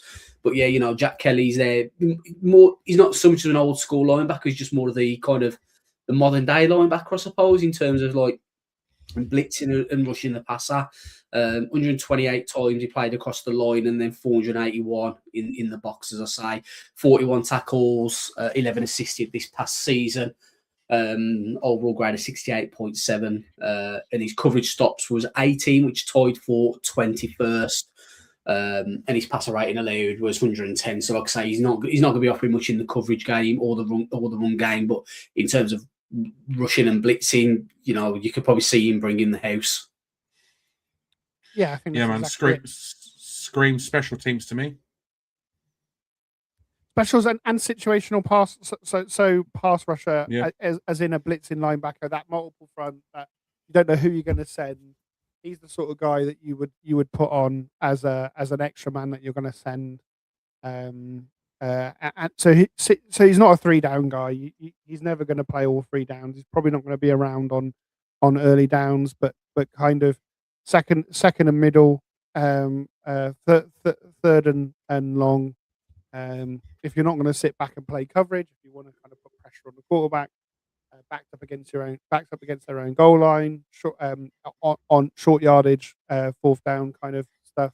If he knows all he's got to do is pin his ear back and hit the hole, he's the sort of guy you want on the field. If he's got to think about whether he's got to read and react and play coverage, he's probably not in the position where you want him. No. Again, developmental guy. Let's use him on special teams and situational ball. I'm all for it. It's good to have that depth at linebacker because we've had some horrific injuries in that position in recent years. So it's always good to have a little bit of depth there. Cool. That was our 7 draft selections of this year. And obviously after the draft finishes on day 3, it's then a scramble to pick up undrafted free agents, right? Did anybody feel really sorry for Diego Pavia, the quarterback? No. Did you see like he had all his like the draft room all set up, all 32 caps laid out in front of him, and he goes undrafted, and it's like, ouch. There's a reason why you're a Heisman finalist and you do not get drafted.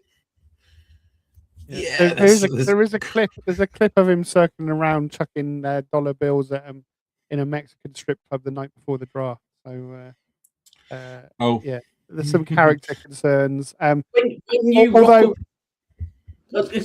you rock up at the NFL Combine and you say, "I've been taking advice from Johnny Manziel," that's instant off my draft board. Like, I'm not taking you. Red flag. Now, not even red flag, black flag. Somewhat fittingly, he has been invited to a couple of mini camps, but I don't think he's going to make the full size camps. He's going to the Ravens minicamp, isn't he? Yeah, and he had another one, but he's not. I don't know if he's qualified for a full size camp. He's only able to go to mini camps. Just a mini one. A little product is undersizedness there, Aaron, yeah? I like that as well. Yeah. All right, then. Undrafted free agents. Shane, who's on the list? We got my guy. Your guy. Well happy with this one, isn't he? Yeah. This is the first time that we've been doing these my guys. And I want to say, it might be the first time we've been doing these my guys, and any of us have had a my guy. I know he wasn't drafted, but taken at some point. I don't think me and Kev have ever hit one. I think it is. Yeah, but Thaddeus Dixon, the cornerback out of North Carolina, really stood out to me at the Senior Bowl. In all honesty, I thought he turned up at the Senior Bowl. He had a great Senior Bowl there. He's probably not been drafted because he was kind of projected as like maybe potentially a third, a bit of a reach, but probably kind of that 4, 5, 6 round, definitely a day 3 pick. Mm-hmm. He's a versatile defensive back. He's played at spent time at Washington. He can play outside cornerback. He can play nickel. He can also play a bit of safety as well. 6 foot, 195 pounds. He struggles against the more physical receivers, and he also doesn't really have that athleticism that you'd want to see. Didn't run a 40 at the combine, but he's going to be one to keep an eye on in pre-season on special teams. I think that's where he's going to kind of earn his roster spot if he is to earn a roster spot. I finally nailed one of the boy guys. Yeah, he weren't drafted, but this is the first step. It's baby steps. Never had one before. Now we got an undrafted one. Hopefully next year I'll hit one that's taken. So is he going to be one to watch in training camp for you? Because you've got some good records with those one to watches. Yeah, he'll probably get injured. Like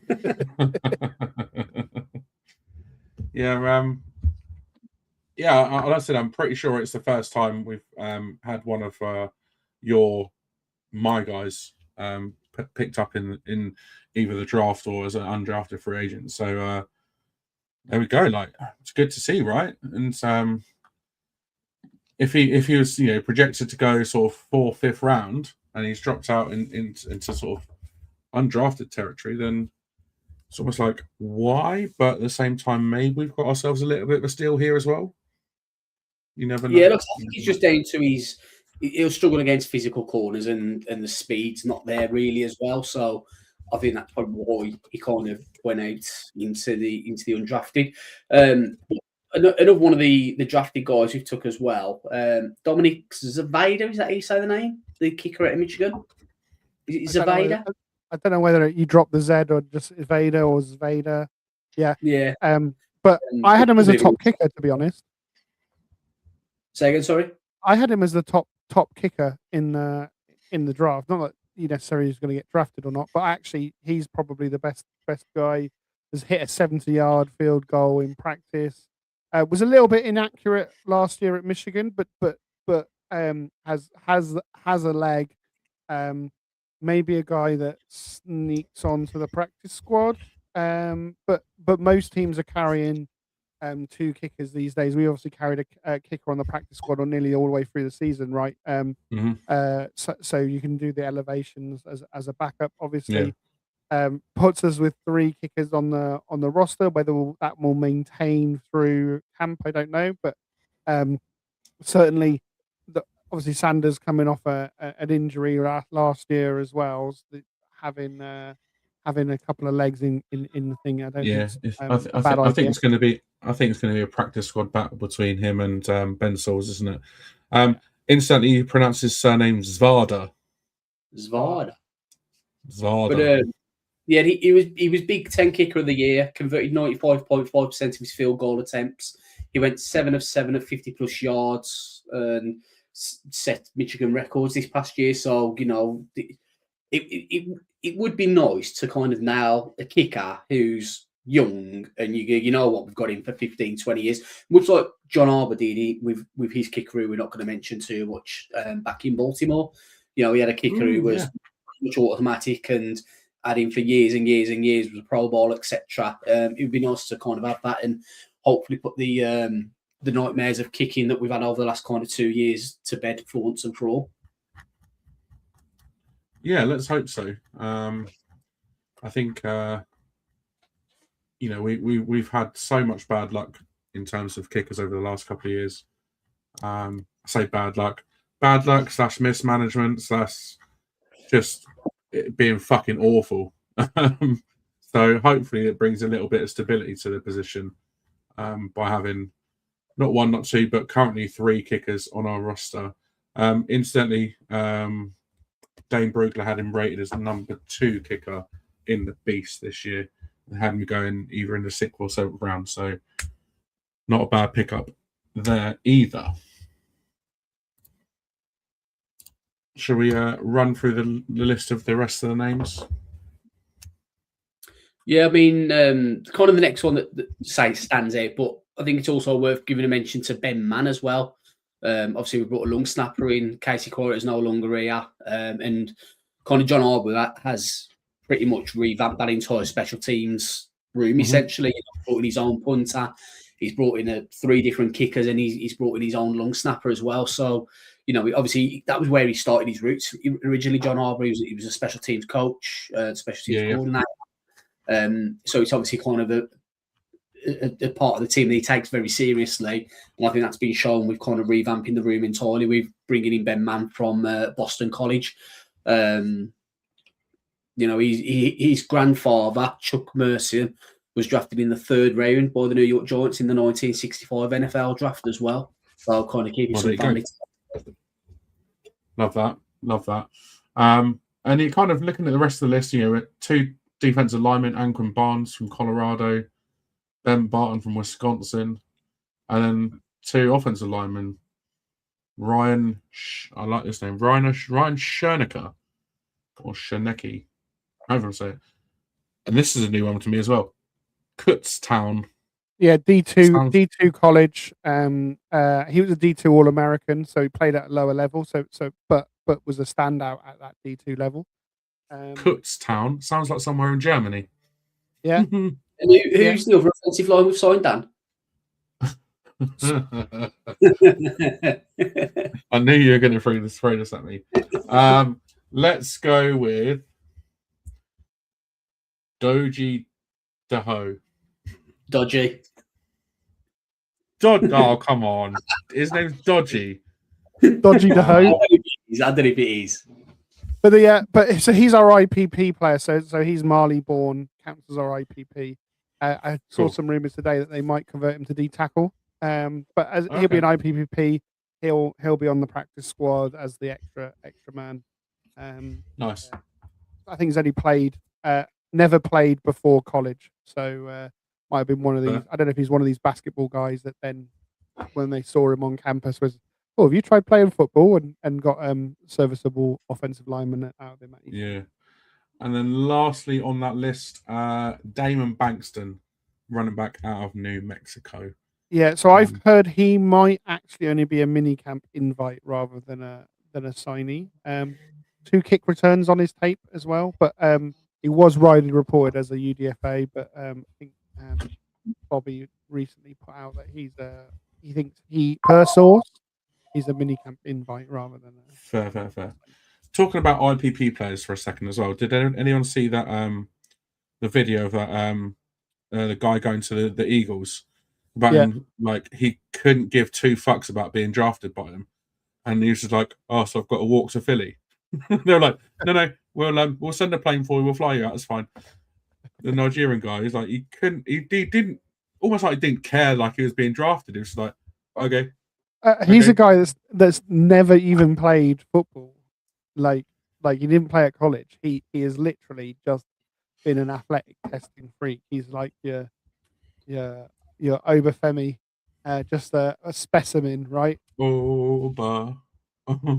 Yeah, and he's just gone, "Wow, you ran whatever it was at the athletic testing.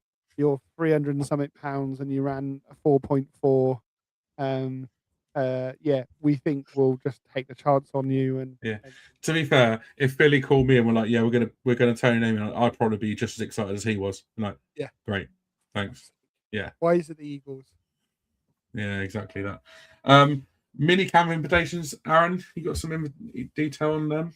Yeah. So Josh Crute, centre out of Illinois. Evan Simon, QB out of Temple. Auden Johnson, safety out of TCU, and Sean Collins out of Emory and Henry, which sounds like another D2 school to me. I'm sorry. Out of where? Emory and Henry. Emory and Henry. Let's Google this school. Where that bloody hell is that? Emory and Henry. Apologies, listeners and viewers. It's in Virginia, apparently. Southwest Virginia. It's a Division II college. It's not a community college, so there you go. That's a step up from community college, anyway. Cool. Do we know anything about them?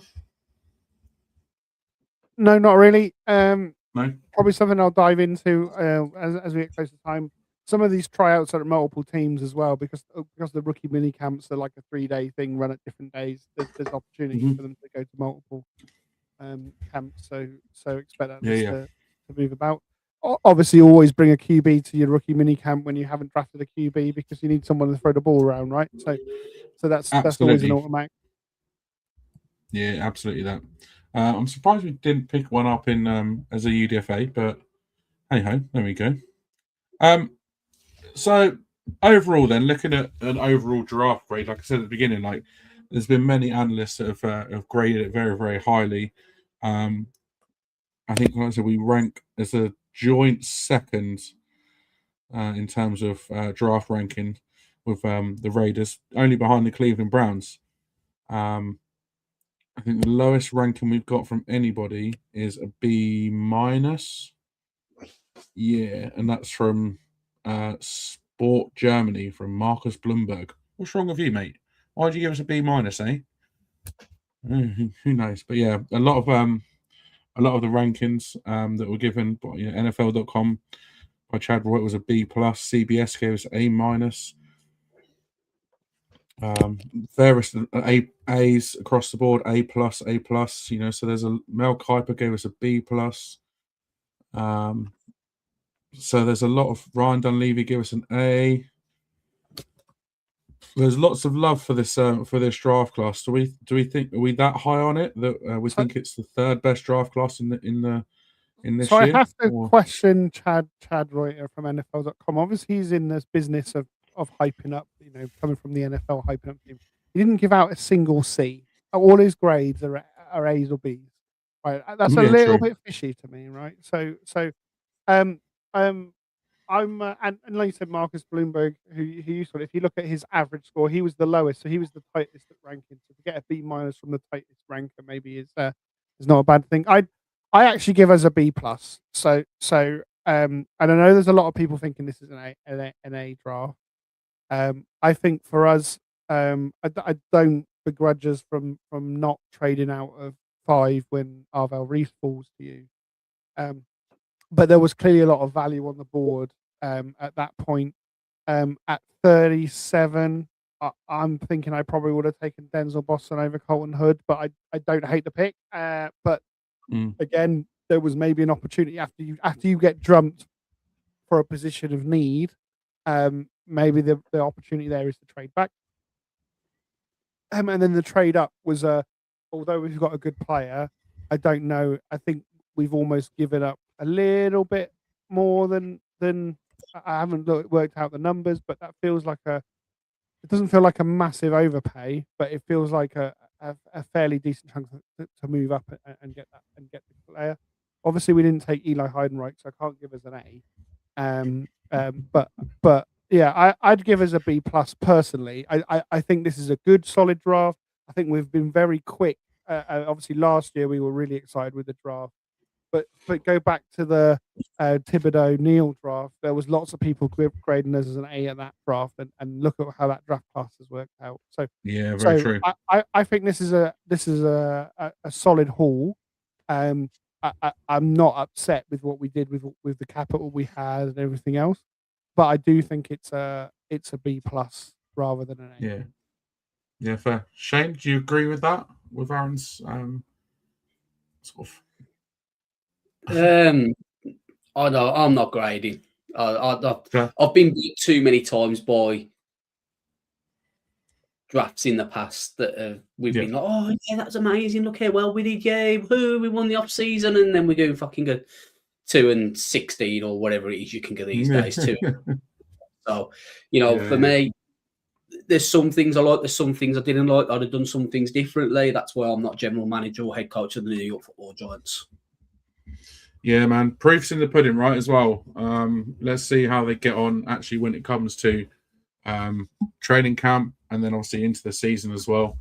I think it's really difficult to grade a draft this early as anything more than probably like a B, because unless you really hit with every single pick in your team's draft in that year, like how can you grade a draft as an A minus, even A plus? Like if you're grading a draft at an A plus, you've literally like hit a home run with every single fucking pick, right? And at the same time, like we're going by projections, we're going by what they put on tape at college, we're going by the combine, which obviously is there's a lot of data and information and video to go by, but it's not the professional game, it's not the NFL. And we've seen seventh overall picks in Evan Neal, who we think like fantastic best tackle in the draft that year. Look how that's turned out, So it's almost like it's very difficult to grade a draft at this point, any more than a B plus, and I think you're properly like blowing smoke up people's asses, really. I'm not disputing that if people obviously have a more of an insight into everything, fair play, whatever. But I think grading it this early is and grading it that highly as well.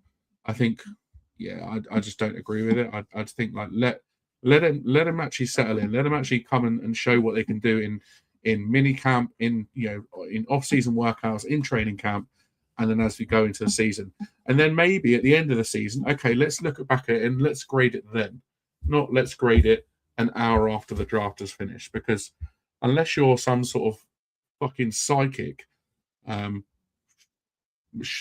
Aaron, you must be psychic, right? Because you went with CeCe Manoa, but that's why you graded us, right? But unless you're some sort of psychic and you can tell how the season's going to go and how each player is going to play throughout the season, then I think we should. I'm on board with you, Shane. Not going to grade it just yet. Let's look at it at the end of the season and see how we get on. How does that fence fit? How does that fence feel? Better than very. Look at Deontay Banks and Jalen Knights and JM. It feels very, very fancy right now. I mean, I'm loving the splinters. I'd just take a third round pick working out, right? That was the worst thing about trading up back into the third round. How many times have we fucked up the third round pick? We had the perfect strategy. We didn't have one this year. Now I hope this breaks the trend, because we gave up. There's high hopes for Malachi Fields. Because technically he's a fourth and fifth round pick, right? He's not actually a third round pick, because that's the capital we gave up. Let's hope that works out for us. But I think out of all 7 players, I think there's most pressure on him to perform, because, like you said, we've given up capital, we've moved up to take him. He's obviously something special, right? If we moved up to take him, so Shane, what are you going to say? I'd argue we've not had a second round pick work out since Xavier McKinney. Yeah, fair. JMS, Tyler Nubin. I don't know what about second round pick. Nubin sort of still remains. Nubin's on a man season. But we'll dive into that in our positional breakdowns that are coming in a few weeks' time. We will. We absolutely will. We're going to be going into all of our entire roster, looking at every single position, and breaking down each position, who we like, who we don't like, and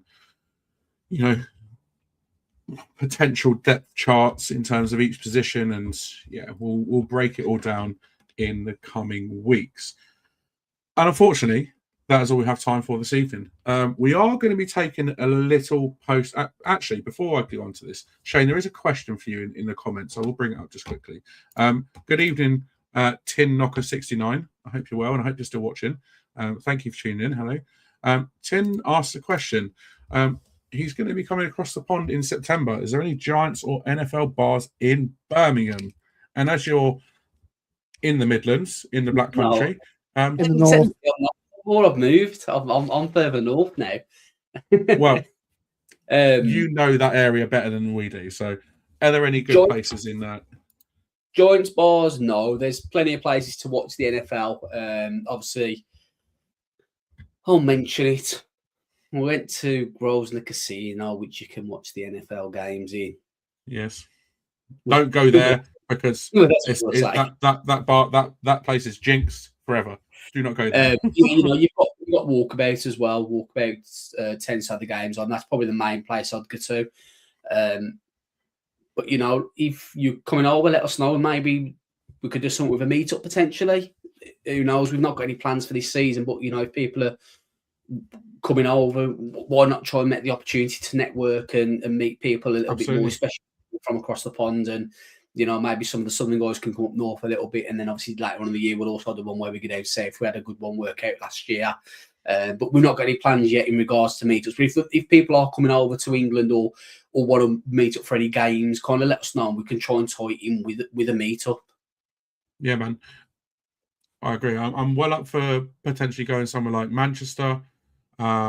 Even maybe down your way, out in Bristol, because I love a night out in Bristol. So there's, I want to try and sort of spread our wings and maybe move away from London a little bit, but still obviously have a London meetup, because the London meetup we had last year was incredible, right? So we want to. I definitely want to do some more meetups this year. The more the merrier. But we'll let's we'll have bring that you one in news the on north, that one later in the in the south, and one in Munich. deal. One in the north, one in the south, and one in Munich. I love that. And Tin, you're welcome. Thanks for tuning in. And again, you're welcome. When we're planning meetups, keep an eye on our socials. You can follow us on X, on Facebook. Obviously, like and subscribe to the channel. And any news of potential meetups we'll bring you on our live streams as well. So appreciate you tuning in, man. Super quick one from me, Dan. Just a quick update on the JTT Cup. They've managed to raise over £3,000 today, breaking their previous record of 1,800. And obviously, there's a couple of hours left in the day, and they've gone over 63,000 in total raised all time. So, anyone that's contributed, thank you very much. If you haven't contributed, please check the description for the link, or check. I've referred it on Twitter as well. So please have a look. And give if you can afford to give anything that you can do. It's a great charity and a great cause. So, thank you very much. Every little helps. Even if it's £1, every little helps with that. So, yeah, well done for those that have donated and joined in the Best Ball League for next year, including me. Like I said, unfortunately, that is all. Go on. Just a quick one from me. Probably should have led in with this, to be fair, rather than leaving it to an hour and 50. We just want to say massive thank you to everyone who kind of got involved in the draft kind of last week, who joined in for the live stream with us, who was active on socials with us, people who were using the draft Bible and have kind of spoken to us about it. I can confirm the 2027 draft Bible design has already been done. That's already boxed off. Only one person other than me has seen that. That one person knows who they are. That's all I'm going to say. But it is already in the pipeline. Design's already knocked up and everything, and it's pretty much going to be staying like that. But probably should have started with. But thanks ever so much to everyone who kind of got interactive with us last week. Whether it was on here, whether it was listening to the shows back, and apologies over the last kind of 6 to 8 weeks. We've had a lot of long ass episodes, kind of nearing 2 hours. They will start to drop off now. Always the same. Yeah. Year. So, massive thanks to everyone who's kind of been listening to these episodes, including myself, because I've not been on for all of them. They've been fantastic episodes to listen back to. So, just thanks to everyone who's been involved and been active with us. Yeah, absolutely couldn't agree more with that, Shane. And also, we've had. Go on. One more thing. I also have to give a shout out for Kev for helping with the draft Bible and also all the graphics Mail's been doing in Craig's absence. None of that would have been possible without them two guys. And obviously, Dan, you've been keeping it all together as well. So the glue that keeps it all together. Yes. Deserve a trophy. Absolutely. No, like everything you guys have said, I completely agree with. Yeah, we've had some long episodes in the last few weeks, but draft season is huge, right? And it's one of my favorite times of year, and we all love it here as well. So hence why we can just go on and on and on and on and talk about it all night. So apologies if you're an hour and 50 minutes in and you are getting a bit tired and yawning yourself away, but no, I've loved it. It's been great to get all the content out there. The guys throwing in the shorts during free agency as well. Aaron, Kev, you've been smashing that. Guys, you smashed the draft Bible as well. And Aaron, yeah, great. Like with the graphics and everything else, you're smashing, man. So I really appreciate all you guys and everyone that's watched and listened over the last few weeks. Thank you. Without you guys, we're nothing. So you're the reason we do this. So we really, really, really appreciate every single one of you tuning in and getting involved. We do have, that's all the time we have for this evening. We are taking a little post-draft break. So we will be back in 2 weeks' time, where it'll be schedule release week. Shut the front door, schedule release week. And then we'll finally know, it'll finally be confirmed if, or I'm pretty sure we are, going to be in Munich this year in November. So we'll run through that when it comes out. It's scheduled for the 12th to 14th of May. It's not confirmed yet, but looking at the dates, that's when they're sort of guessing that it will be. So keep an eye on our socials for when we're live streaming that week. We haven't confirmed the date for that yet, obviously, because the schedule release hasn't been confirmed either. Plus, we'll bring you all the latest news as well, everything that's happened over the last couple of weeks as well. So make sure you tune in then. Anything else to add before we go, guys? No? Fantastic. Appreciate everyone that's been watching and listening this evening for getting involved in the comments. It's all love. That's what I'm going to say. It's all love. And my thanks as ever go to Shane and to Aaron for joining me. We are signing off. Until next time, let's go Giants.